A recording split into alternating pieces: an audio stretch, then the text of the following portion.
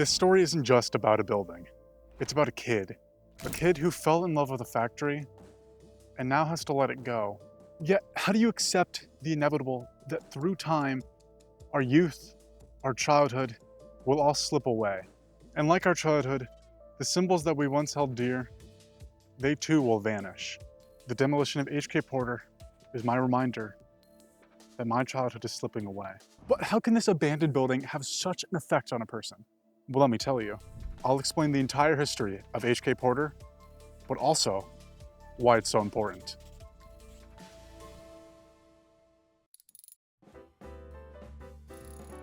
Over a century ago, the heirs of Daniel Kitch would sell 6.21 acres to the Rapid Rim Company, unknowingly starting a chain of events that would ripple out to the future. It began with simple factory plans drawn by one John Archie Borland, also the inventor of the company's many products. Construction would commence only 8 months later, on September 1st. By June of the next year, machinery was already being installed in the quote-unquote fireproof factory. Yet, trouble was already manifesting. Rumors circulated that Rapid Rim would produce the Craig Hunt car. President John Borland would call a meeting over the rumor, considering the removal of directors, under the pretense of concern over the company's poorly managed affairs, especially involving the board directors involved in the Craig Hunt fiasco. Said board of directors fired back though, quickly removing him and replacing him with Wesley W. Hawley. This would cause our second ripple when Borland would sue Hawley to prevent him from using company funds. To further complicate the situation, Borland wasn't even removed from the factory. He was still the factory manager and engineer. This constant infighting and bickering finally reached the public. News broke in September that the company was $75,000 in debt and didn't have a dime. So, a judge grants an audit and finds that the company isn't $75K in debt. It's $104. Consequently, the plant and machinery were ordered to be sold by February 1st, 1921. In the ensuing commotion, Borland rallied to purchase the plant and manufacture his patents. But once again, Borland and Hawley were at each other's throats, this time over who actually owned the patents. Borland claimed that they attempted to discredit his patents, while also saying that they were ahead of their time. All of this fighting accomplished nothing, as the plant was still sitting in limbo. It would go on to exchange hands until it was finally paid off on March 29, 1923, to Indiana Rubber Products. Concluding this chapter, the Huntington Press commented, "This sale is one of the closing events of the life of the Rapid Rim Company, which is said to be involved in numerous business scandals. Although the Rapid Rim Company would construct a state-of-the-art factory, it would go unused, even by Indiana Rubber Products. So what changed? A simple proposal to specialize in asbestos products by one Adam Beck. And in 1924, he did what two companies couldn't. In only 90 days of his company's incorporation, Asbestos Manufacturing Company, formerly Commercial Asbestos Corporation, began thriving. Negotiations with General Motors brought great wealth, and automotive brake lines were rolling off the conveyors. Business was so prosperous that the company would spend $40,000 on a new warehouse and machinery. But as the Great Depression reared its head, the company did the unthinkable. Not only did it survive, it thrived. A simple restructuring on August 15, 1932 couldn't stop it. Business was so good that over the next 8 years, 8 new additions were added, with a 9th in consideration. One of these was a 16-car garage for testing. An average morning in July of 1937 turned into an uproar as a mob exited the plant.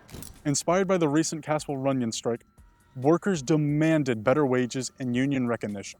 Support was so unanimous that only a single custodian worked the floor during this time. Even if you wanted to enter the building, you couldn't. Picket lines enclosed all of the entrances, causing so much trouble that many temporary restraining orders were placed. Though these orders were quickly dismissed when talks of resolution came from none other than the lawyer who represented Caswell Runyon.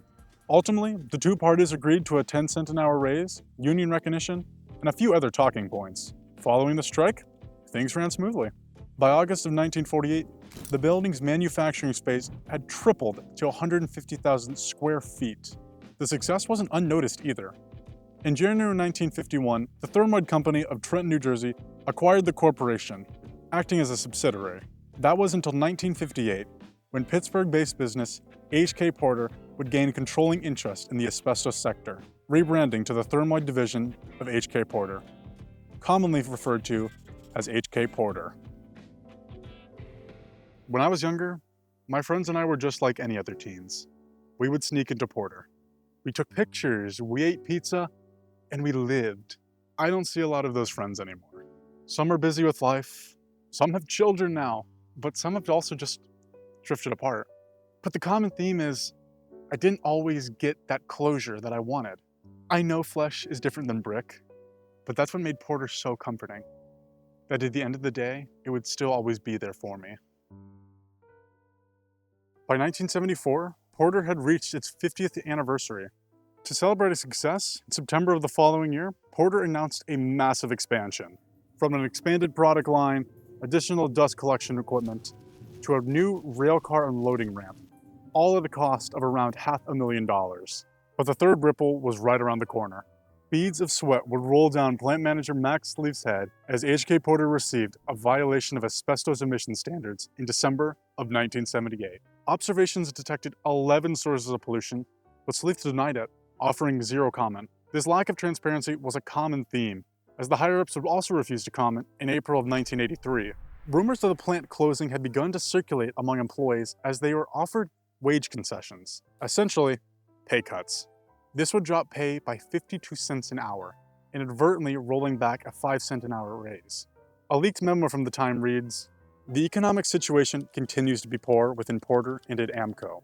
The truth was, the company had a $4.8 million net loss the prior year.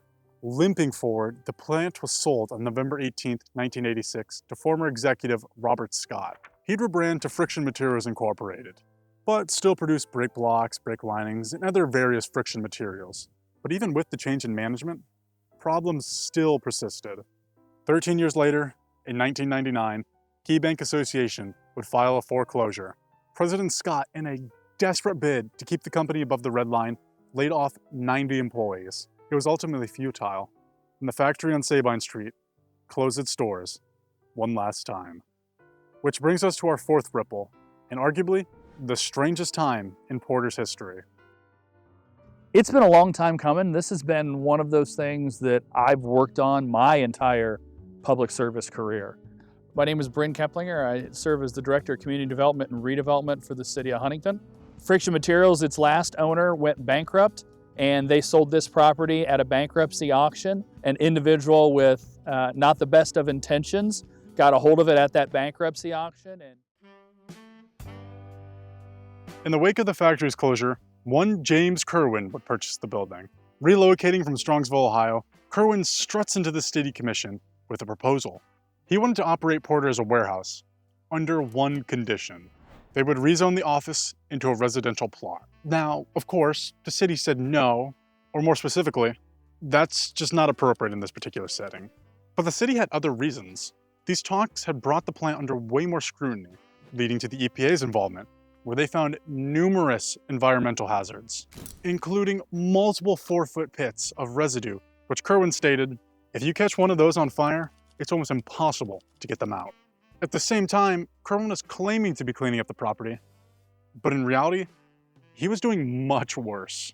By 2008, he was considered an absentee owner, probably because he wasn't even in the state. He was back in Ohio, facing charges related to a fire in one of his warehouses, which you'll never guess was full of illegally stored hazardous materials.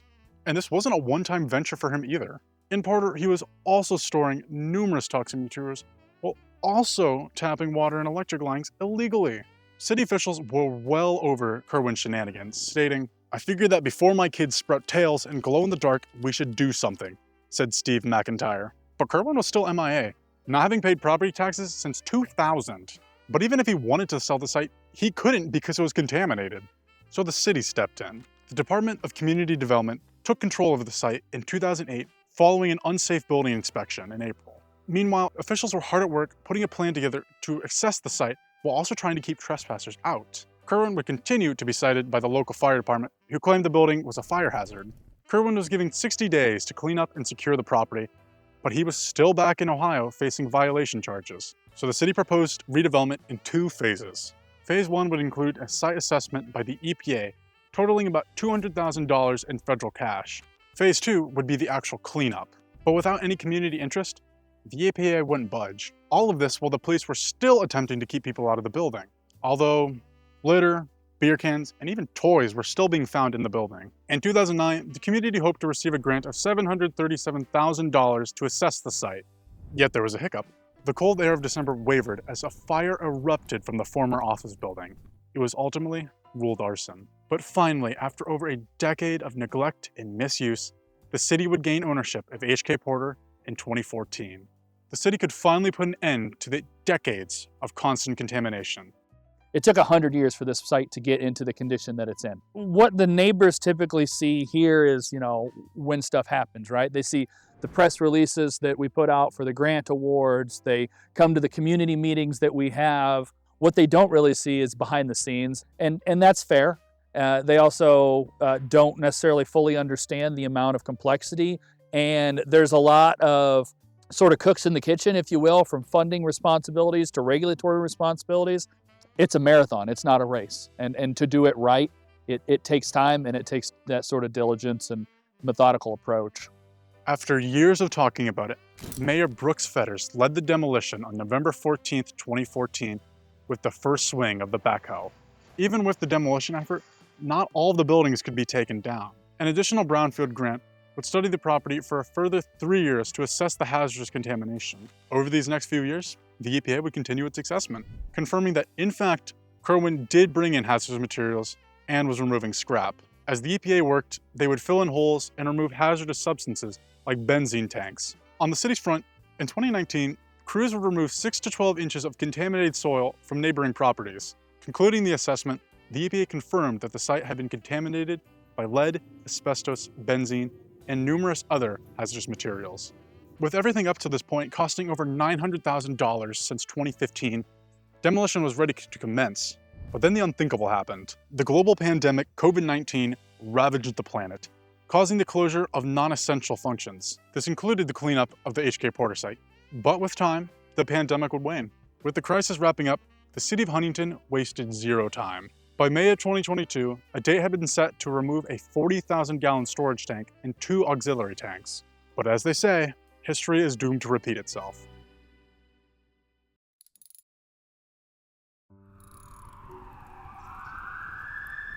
Again, Porter caught on fire, erupting at roughly 11 p.m. on April 28th. Local residents were asked to evacuate, worried about possible contamination in the air.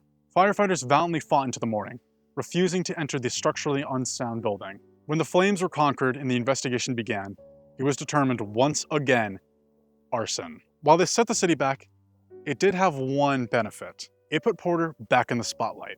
By May 25th of 2023, the EPA announced a grant of nearly $1 million to demolish and remediate the site. Progress would continue until late 2024, when the city of Huntington met with the Indiana Finance Authority and EPA. Discussion brought the 3 parties to one conclusion. The site had to go. With it being in such a bad shape, a wet demolition would be required to prevent dust and any other airborne contaminants from escaping. It's been a long time coming. It's been a lot of hours, a lot of efforts, patience that the neighbors have put into this, because ultimately, like I said, they're the ones that wake up every morning and look out their kitchen window and see this when they're eating breakfast. Getting it to kind of that blank canvas is really that next step, because they're the ones that have the most skin in this thing at the end of the day. And with that, the building that shaped my childhood is gone. From years of riding past on my bike to documenting its crumbling exterior, it's hard to comprehend that something that I always thought would be around could disappear in only a few weeks. We usually don't get a chance to say goodbye before it's too late. Not only to this asbestos-ridden factory, but to my childhood. The goofy moments with friends, the fond memories, and the people that I've lost. I know it all has to change. Sometimes it's hard to let it go. But perhaps that's the beauty of life. Saying goodbye so you can say hello in the future. So that when we finally move forward, we won't forget where we once stood.